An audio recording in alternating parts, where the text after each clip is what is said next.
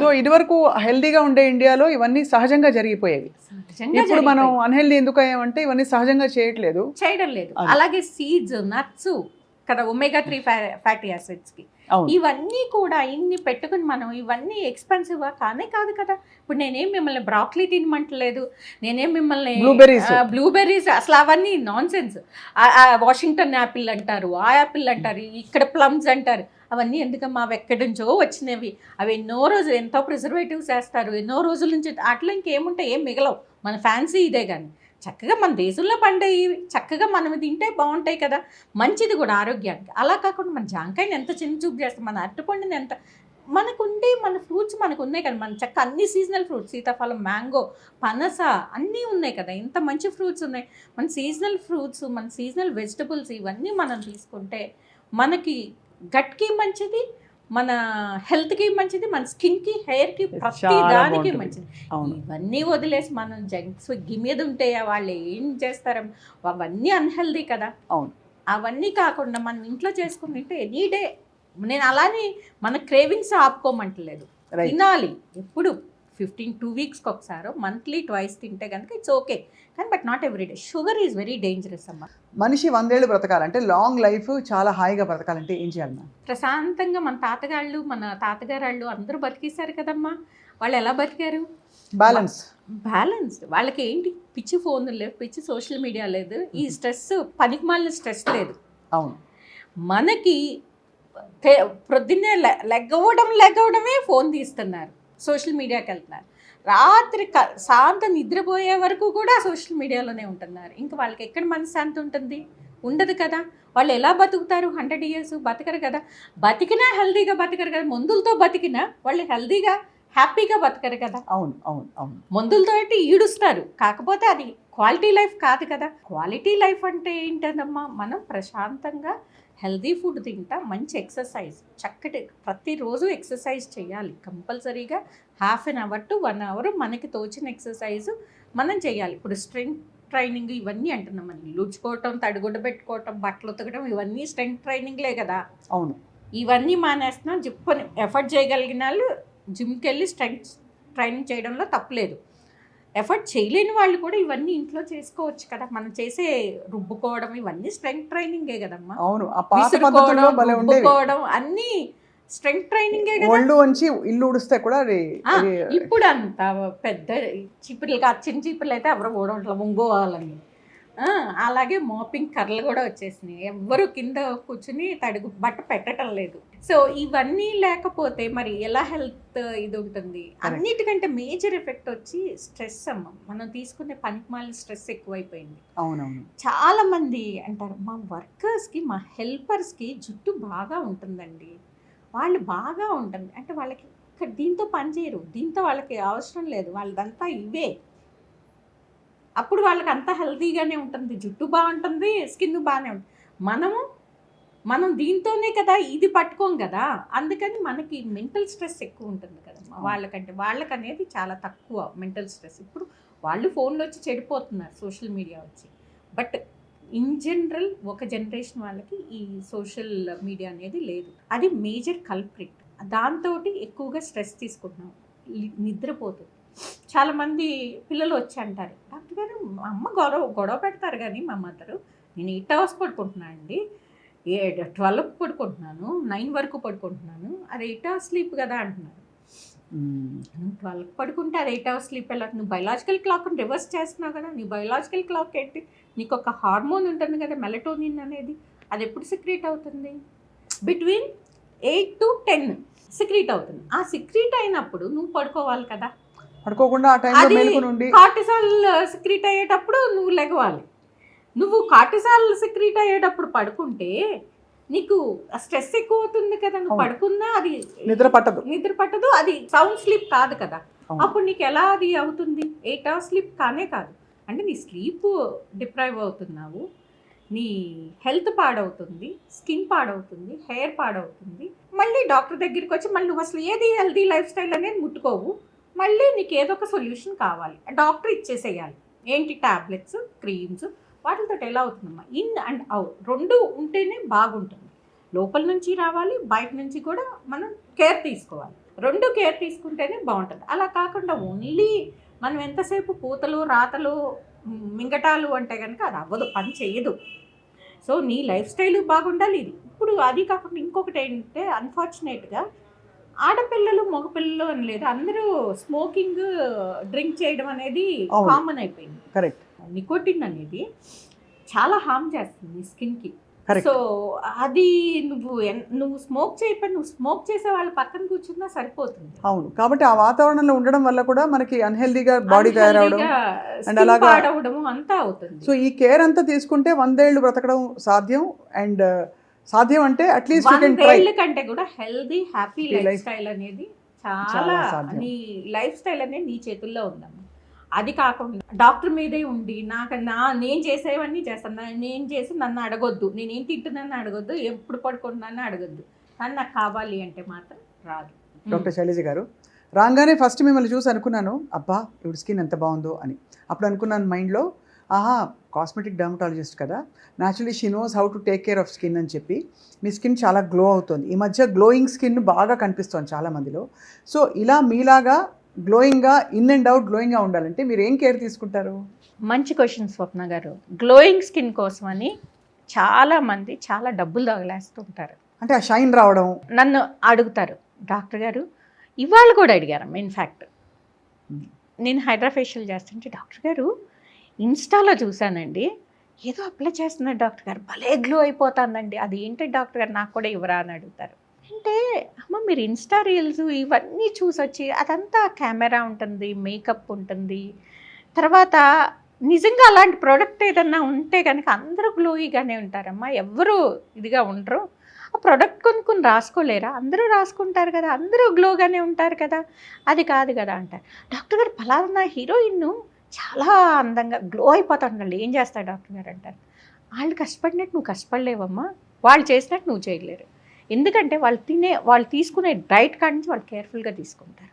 అవునా కాదా అంటే వాళ్ళు షూటింగ్ స్కెడ్యూల్కి వెళ్ళినా వాళ్ళకి వచ్చేస్తుంది, వాళ్ళ ఫుడ్ ఏంటో వాళ్ళకి వస్తుంది. వాళ్ళు మనలాగా షుగర్స్ తినేరు, మనలాగా ఏది పడితే అది తినేసేయరు. చాలా హెల్తీ, చాలా సాక్రిఫైస్ చేస్తారు వాళ్ళు ఫుడ్ దగ్గర. అవునా కాదండి? వాళ్ళు అలా తినేస్తే అంత షుగర్లు అంత కార్బోహైడ్రేట్లు అలా తినేసి అన్హెల్దీగా తింటే వాళ్ళు అసలు ఆ ఫీల్డ్కే పనికిరారు. కరెక్ట్.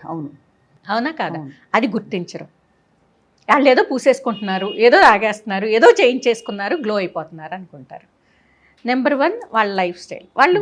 వాళ్ళకున్న తక్కువ టైంలో నిద్ర కూడా జాగ్రత్తగానే పోతారు. వాళ్ళు ఎక్సర్సైజ్ కంపల్సరీగా చేస్తారు. వాళ్ళు కాదు మ్యామ్, మీరు.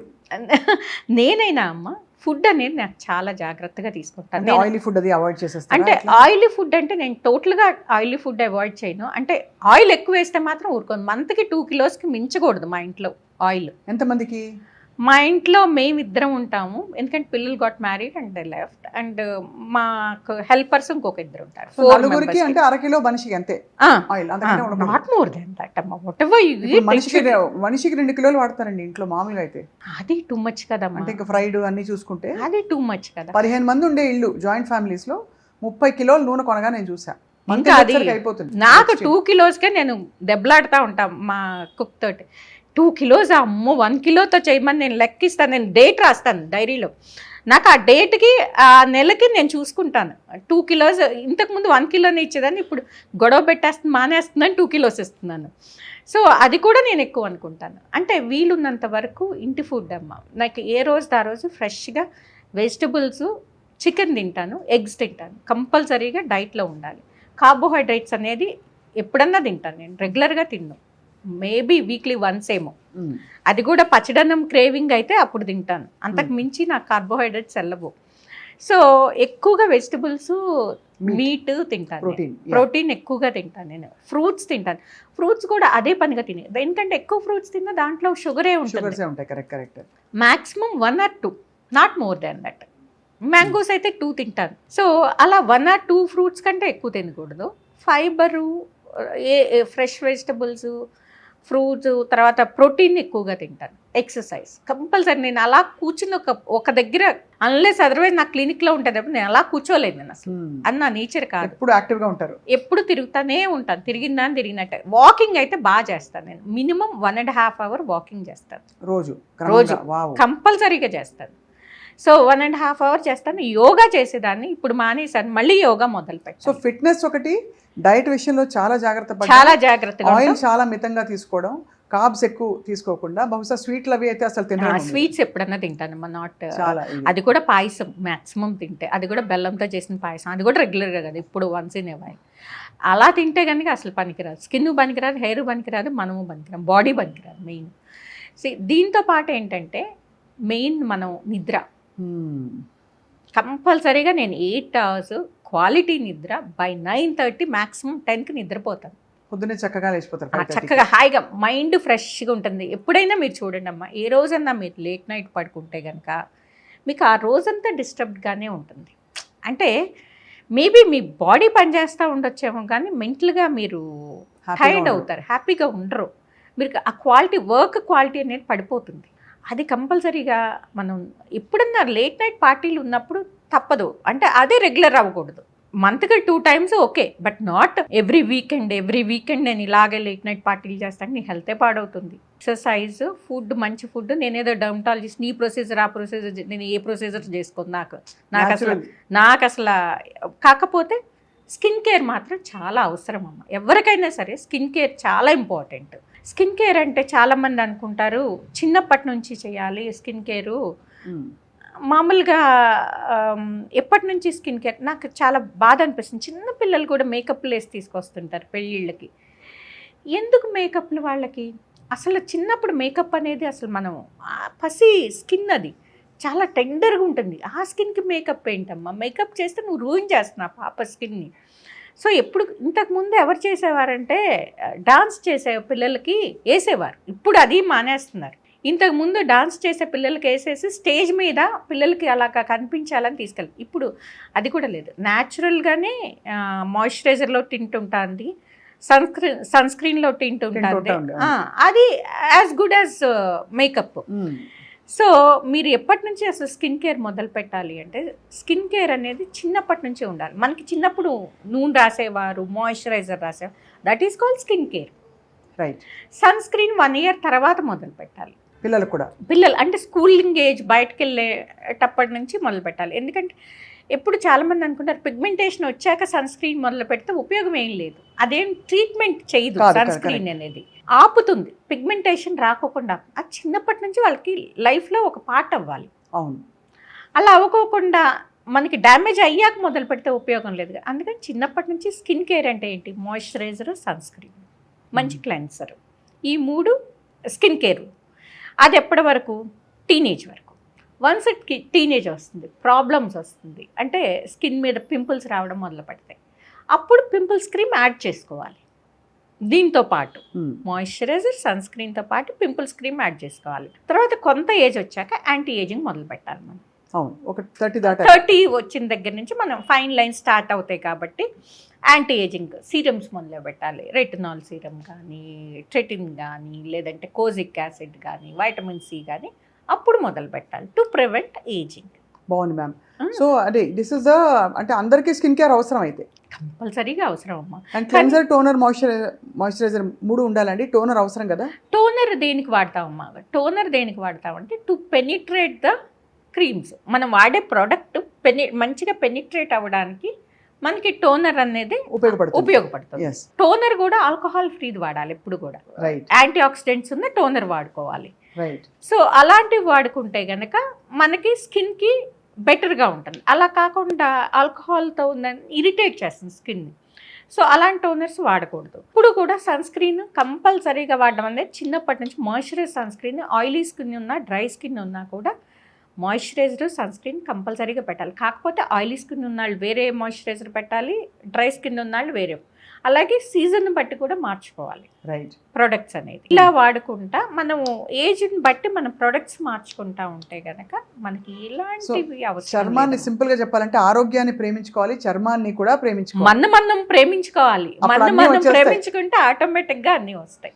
మ్యామ్ ఫైనలీ ఒక డెమో కోసం సన్ స్క్రీన్ ఎలా రాయాలంటే 2 finger మెథడ్ అంటారు అందరూ. ఎక్కడో చూశాను రీల్స్లోనే. ఇలాగే ఎలా రాస్తే బెస్ట్? సన్ స్క్రీన్ ఎప్పుడు రాయాలి? ముందు సీరం రాసేసి మాయిశ్చరైజర్ రాసి దాని మీద మేకప్ కూడా వేసిన తర్వాత వేస్తే మొత్తం అంతా జావ అయిపోతుంది. సో ఏం చేయాలి చెప్పండి మ్యామ్, ఎలా రాసుకోవాలి? సన్ స్క్రీన్ అనేది ఎప్పుడు కూడా చాలా మంది అనుకుంటారు 2 ఏళ్ళతో రాయాలి, 1 ఏళ్ళతో రాయాలి. ఏం అవసరం లేదు. మనం క్రీమ్ ఎలా రాసుకుంటామో చక్కగా పొదుపు అవసరం లేదమ్మా సన్ స్క్రీన్లో. ఓకేనా? చక్కగా సఫిషియంట్ ఇలా తీసుకుని ఎవరన్నా ఉన్నారా? నేను మీరు చెప్తుంటే నేను ఎవరికన్నా నేను చూపిస్తాను. ఇప్పుడు ఫేస్ అనుకోండి, ఇలాగా మీరు అన్ని చోట్ల ఇలా పెట్టుకుంటారు డాట్స్ లాగా. ఫేస్కి చెప్తున్నానండి నేను. ఇలా పెట్టుకుని ఇలాగా చక్కగా బాగా మర్జ్ అయ్యేటట్టు పెట్టుకోవాలి. హ్యాండ్స్ అనుకోండి, చక్కగా ఇలా పూసుకొని బ్రహ్మాండంగా రాసేసుకోవాలి. కొంచెం ఇప్పుడు ఇలా ఉంది కదండి సన్ స్క్రీను, కొంచెం సేపటికి ఇదంతా ఏమీ కనిపించదు. చాలామంది ఏంటంటే ఇలా ఉంటుంది సన్ స్క్రీను, అందుకే మేము వాడము అని చెప్తుంటారు అన్నమాట. మనం ఇట్లా ఒక పొరలాగా కనిపిస్తుంది, అందుకే మేము ఇష్టపడము, రాయమంటారండి. ఇది కొంచెం డార్క్ స్కిన్ ఉన్న వాళ్ళలో ఇది కామన్ అనమాట. కాకపోతే ఏంటంటే కొంచెం సేపు ఉన్న తర్వాత చూడండి, ఒక 10 minutes ఉన్న తర్వాత చక్కగా ఇంకిపోతుంది, ఇంకిపోయి మామూలుగా అయిపోతుంది అనమాట. రైట్, ఓకేనా? మనం ఇలా చూడంగానే మనం చాలా మంది ఏంటంటే డిస్కార్డ్ చేసేసి సన్ స్క్రీన్స్ అసలు జిడ్డుగా ఉంటుంది, జిడ్డుగా ఉంటుంది, ఒక లేయర్లే పట్టేస్తుంది అంటారు. కానీ అది కొంచెం సేపటికి ఇదంతా మన స్కిన్ లో కలిసిపోతుంది అనమాట. అండ్ ఇలా ఎన్నిసార్లు రాయాలి మ్యామ్ రోజుకి? ఎవ్రీ 2 hours రీఅప్లై చేస్తూ ఉండాలి. ఓహో, ఎవ్రీ 2 hours. స్విమ్మింగ్కి ఎక్కువ తీసుకువెళ్ళినప్పుడు ఏమవుతుందంటే వాళ్ళకి నీళ్ళల్లో ఎక్కువసేపు ఉంటారనమాట. నీళ్ళల్లో ఉండటం మూలన తొందరగా సన్ స్క్రీన్ పోతుంది, ఎంత వాటర్ రెసిస్టెంట్ అయినా, ఎంత వాటర్ ప్రూఫ్. వాళ్ళు ఎవ్రీ 1 hourకి బయటకు వచ్చి రాసుకుని వెళ్ళడం అనేది చాలా మంచిది, అవసరం. సో బయట అలాగే స్పోర్ట్స్లో చాలా మంది ఉన్నారండి. స్పోర్ట్స్లో ఉన్న వాళ్ళు కూడా అంతే, ఎవ్రీ అవర్ రాసుకుంటూ ఉంటుంటే కనుక వాళ్ళు సన్ స్క్రీన్, వాళ్ళకి ప్రొటెక్షన్ అనేది ఎక్కువ ఉంటుంది అన్నమాట. బాడీ అప్పుడు మనం అంత కేర్ తీసుకోబట్టే ఇవాళ రోజుల్లో ఇంత పొల్యూషన్ పెరిగిపోయింది కాబట్టి we need to take this extra care మన స్కిన్కి, మన హెల్త్కి. మ్యామ్ ఇవాళ చాలా అద్భుతమైన విషయాలు చెప్పారు. కొన్ని మనకు తెలుసని అనుకున్నాం, బట్ ఇవాళ రీఎన్ఫోర్స్ చేసి చెప్పారు. ఎస్పెషల్లీ స్కిన్ కేర్ గురించి మీరు చెప్పిన విషయాలు చూసే వాళ్ళకి చాలా నాటుకుపోయాయి. అంటే కాంప్లికేటెడ్గా చేసుకోకూడదండి స్కిన్ కేర్ అంటే. ఇప్పుడు కొరియన్ స్కిన్ కేర్ అంటే అసలు 7 steps, what is this non sense అండి. అలాగేమీ అవ్వదు. మనం కొరియన్ స్కిన్ కేర్ అని మనం ఆన్లైన్లో చూసి ఆ కొరియన్ స్కిన్ అదే వచ్చి చెప్తారు, డాక్టర్ గారు కొరియన్ స్కిన్ కేర్ అంటే గ్లాసీ స్కిన్ వచ్చేస్తుంది. ఏమీ రాదమ్మా, వాళ్ళు కొరియన్స్ అమ్మ, వాళ్ళకి వస్తుంది జెనెటిక్గా. మనం ఇండియన్స్, మనకి ఎలా వస్తుంది? మనం వాళ్ళ ప్రొడక్ట్స్ అన్నీ తెచ్చి వాడినా మనకి రాదు. అది బేసిక్ నాలెడ్జ్ ఉండాలి, అది తెలుసుకోవాలి. అది వాళ్ళకి జెనెటికల్గానే ఉంటుంది. అవును. ఇప్పుడు మనకి తెల్లవాళ్ళు ఉన్నారండి, వాళ్ళకి ఏంటి ఇక్కడంతా వాళ్ళకంతా యూనిఫామ్గా ఉంటుంది. ఇక్కడ మనకి మోకాళ్ళ దగ్గర మనకి కొంత డిస్కలరేషన్ ఉంటుంది, ఇక్కడికి ఉంటుంది, ఇక్కడికి ఉంటుంది. అది మన జెనెటిక్ నేచర్. అవునా కదా? చుట్టూత నలుపు, ఫోర్ హెడ్ నలుపు, కళ్ళ కింద కొంచెం నలుపు అనేది అందరిలోనూ, కళ్ళ కింద కొద్దిగా నలుపు. మనని ఇలా చూస్తే ఆర్ యూ ఫ్రమ్ ఇండియా అని అడిగేవారు మమ్మల్ని మేము వెళ్ళినప్పుడు. సో మనం అనుకుంటే మనం ఇక్కడ ఉండాలనుకుంటే మనం భలే ఫెయిర్ అనుకునేదాన్ని. నేను అక్కడికి వెళ్ళాక యూఆర్ ఇండియన్ అంటే నన్ను మా ఆయన్ని ఒకలానే ట్రీట్ చేసేవారు. అంటే ఈయనక్కడ కొంచెం నాకు మీద రంగు తక్కువే అనుకునేదాన్ని, కానీ అక్కడ మేము ఇద్దరం ఒకటే. మీరు రంగు తక్కువ కింద లెక్కే కాబట్టి అది మనం ఆ రియాలిటీలో ఉండాలని చెప్తున్నారు. ఆ రియాలిటీలో ఉండాలి. అది మన జెనెటిక్స్. మనం వాళ్ళ ప్రొడక్ట్స్ వాడినంత మాత్రం వాళ్ళ అయిపోము, వాళ్ళ ఆ గ్లాసీ స్కిన్ వచ్చేది. మరి ఎందుకు ఇవన్నీ స్కిన్ కేర్ అంటే నీట్గా డీసెంట్గా కొంచెం గ్లో రావడానికి మాత్రమే మనం మెయింటెనెన్స్కి. అంతేగాని మనం ఇంకొకళ్ళ మారిపోం. ఇప్పుడు ఫెయిర్ అండ్ లవ్లీ అడ్వర్టైజ్మెంట్ అలా అది చాలా దారుణమైన అడ్వర్టైజ్మెంట్, అసలు ఎవరో వాడకూడని ప్రోడక్ట్ అని నేను చెప్పాలి. ఎందుకంటే అది ఎంత బాడీ షేమింగ్ అమ్మా. అది ఒకళ్ళు నల్లగా ఉంటే ఏదో ఆపర్చునిటీస్ రాలేదని, అది వాడాక తెల్లగా అయితే ఆపర్చునిటీస్ వచ్చినాయి అని, అలాంటి అడ్వర్టైజ్మెంట్ 6 వారాలు పనిచేయదు కదా అస్సలు. It's very bad product. కానీ వాళ్ళకు దానికి ఉన్న అడ్వర్టైజ్మెంట్ దేనికి ఉండదు, దానికి ఉన్న డబ్బులు దేనికి రాదు. ఎందుకంటే ఇట్స్ అడ్వర్టైజ్మెంట్, ఫెయిర్నెస్ అడ్వర్టైజ్మెంట్. అంటే వాడంగానే వాళ్ళు ఫెయిర్గా అయిపోయి వాళ్ళకి జాబ్ వచ్చేసినట్టు, వాడంగానే వాళ్ళు ఫెయిర్గా అయిపోయి ఇంకెక్కడో ఉన్నట్టు అలా చూపిస్తుంటే పాపం టెంప్ట్ అవుతారు కదా, వాడతారు. కానీ అలాంటివి ఏది ఉండదు. అలాంటిది ఉంది అని చెప్తే అబద్ధం అన్నట్టు. ఇంకొకటి ఏంటంటే ఎక్కువగా నేను చెప్పాలనుకుంది, చాలామంది వరకు అది ఇన్స్టెంట్ ఫెయిర్నెస్ వచ్చేవన్నీ వాడకూడదు. చాలా మంది బ్యూటీ పార్లర్లో లేబుల్ లేకోకుండా ఇస్తా ఉన్నారు క్రీమ్. దాని పేరు చార్మినార్ క్రీమ్. దాని మీద లేబుల్ అనేది ఉండదు. 500కి 600కి మన దీన్ని బట్టి 2000 తెలుసు, అలా అమ్మేస్తారు. తెల్లగా yellowish గా ఉండే క్రీమ్ అది. సో అది వాడేసేసి అది it's nothing but steroid cream. అది వాడితే కనుక మీకు ఏమవుతుందంటే ఇన్స్టెంట్గా ఫెయిర్ అవుతారు. దానివల్ల స్కిన్ ఎలా అవుతుంది, మన ఉల్లిపొరలాగా అయిపోతుంది. స్టిరాయిడ్ మనం ఇప్పుడు డ్రగ్ ఎడిక్ట్ మనం తీసుకురావడం ఎంత కష్టం, డ్రగ్ ఎడిక్షన్లోకి వెళ్ళిపోతారు వాళ్ళు. అంటే ఏంటంటే స్కిన్ బాగా సెన్సిటివ్ అయిపోతుంది. స్కిన్ మీద మన వెయిన్స్ అన్ని తేలుతూ ఉంటాయి, టెలెంజెక్టేసి అంటాం అనమాట. అట్లా రెడ్గా పలచబడిపోతుంది, యాక్నీ వస్తుంది, ఫైన్ హెయిర్ అనేది స్టార్ట్ అవుతుంది. అది వాడినంతసేపు ఫెయిర్గా ఉంటారు, ఆపంగానే డార్క్గా అయిపోతారు అనమాట. సో అందుకోసం అని చాలా మంది, కొంతమందికి తర్వాత ఇంకా వాడగా దురదలు వచ్చేస్తాయి. అది ఆపి చూద్దామని చూస్తే తట్టుకోలేదు, స్కిన్ బాగా సెన్సిటివ్ అయిపోతుంది. సో తట్టుకోలేదు, అది వాడితే కానీ అమ్మయ్య అనుకోరు. ఇప్పుడు డ్రగ్ ఎడిక్ట్స్కి డ్రగ్ ఆపేస్తే మళ్ళీ డ్రగ్ ఇవ్వగానే అమ్మయ్య అనుకుంటారు కదా, సేమ్ ఇలాగే అవుతుంది అనమాట. స్కిన్ కూడా అమ్మయ్య అనుకుంటుంది. సో అది ఇవ్వడం, అది దాంట్లోంచి మేము బయట తీసుకురావడం అనేది చాలా కష్టం. డ్రగ్ ఎడిక్ట్స్లోంచి డి అడిక్షన్ తీసుకురావడం ఎంత కష్టమో ఇది కూడా అంత కష్టం అనమాట. చాలా కౌన్సిలింగ్ అవసరము, చాలా ఓపిక అవసరము, వాళ్ళకు మన దారిలోకి తెచ్చుకోవడము. ఆ స్కిన్ అలా అయిపోతుంటే తట్టుకోలేరు, మళ్ళీ డార్క్ అయిపోతుంటే తట్టుకోలేరు, స్కిన్ మళ్ళీ యాక్నీ వచ్చేస్తుంటే తట్టుకోలేరు. సో మళ్ళీ అది వాడదాం అనిపిస్తుంది. సో ముందు చెప్తాం, ఇంట్లో ఉన్నవన్నీ డస్ట్బిన్లో వేసేసేయండి, మళ్ళీ వాటిని తీసుకురాకుండా అసలు కనిపించేట్టు ఉంచకండి అని చెప్తాం. ఆయన కౌన్సిల్ చేసి మెల్లగా దాంట్లోంచి నార్మల్ స్కిన్ తేవడానికి చాలా టైం పడుతుంది. సో అందుకని అలాంటివి పక్కింటాళ్ళు ఏదో వాడారు ఫెయిర్ అయ్యారు, ఎదురింటాళ్ళు ఏదో వాడారు ఫెయిర్, ఆ ఫ్రెండ్ వాడిన ఫెయిర్, అలాంటివి ఏమీ నమ్మద్దు. సో మా ప్రేక్షకులు చూసి డెఫినెట్గా చాలా మంది రిలేట్ అవుతున్నారు మీరు చెప్తుంటే, బికాజ్ అందరూ ఎప్పుడో అప్పుడు ఈ తప్పులు చేస్తున్న వాళ్ళే. బట్ డాక్టర్ శైలజ గారు ఇవాళ చాలా విషయాలు all about skin care and your journey తెలుసుకున్నాం. ఎప్పటికప్పుడు మిమ్మల్ని మేము పలకరిస్తాం, అండ్ అలాగే మీ నుంచి క్రెడిబుల్ ఇన్ఫర్మేషన్ మా వ్యూవర్స్కి ఇవ్వాలన్నదే మా సంకల్పం. అందుకే ఇలా స్టార్ట్ చేసాం. మీ అమూల్యమైన సమయాన్ని మాకు ఇచ్చినందుకు ధన్యవాదాలు. Thank you so much.